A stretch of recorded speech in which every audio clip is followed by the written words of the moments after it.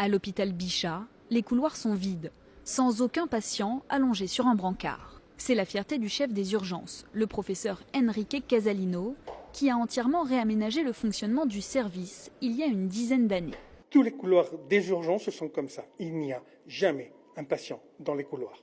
Il est indispensable que les patients soient, dès qu'ils arrivent dans le service, immédiatement installés dans un box. Ce triage des patients, réalisé par une infirmière, est essentiel au fonctionnement de l'hôpital Bichat.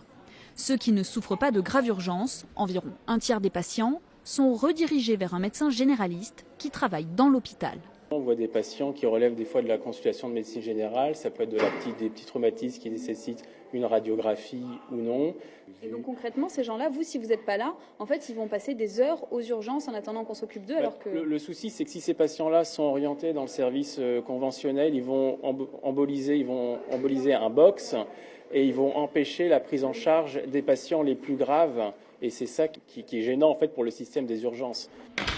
Et dans cet hôpital, ce qui est très important, c'est le rôle des infirmières. Vous allez voir, elles font gagner beaucoup de temps aux patients. Car ici, les infirmières peuvent prescrire elles-mêmes des médicaments antidouleurs ou faire des radios. Le patient n'attend pas d'être vu par le médecin, on l'envoie directement en radio, d'autant plus s'il a mal avec ses médicaments pour la douleur. Il est vu par le médecin a déjà la radio, hop, ordonnance et sortie.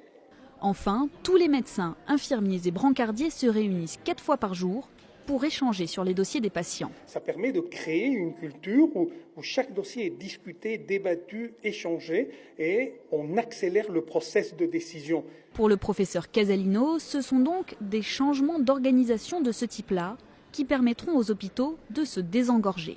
Ce sont des innovations organisationnelles, mais c'est connu dans le monde entier. Aujourd'hui, on sait partout quelles sont les choses qu'on doit mettre en place dans les urgences. C'est plus un problème de management, d'organisation, de dynamique d'équipe. La ministre de la Santé est venue plusieurs fois visiter l'hôpital Bichat, notamment pour observer son fonctionnement et peut-être s'en inspirer.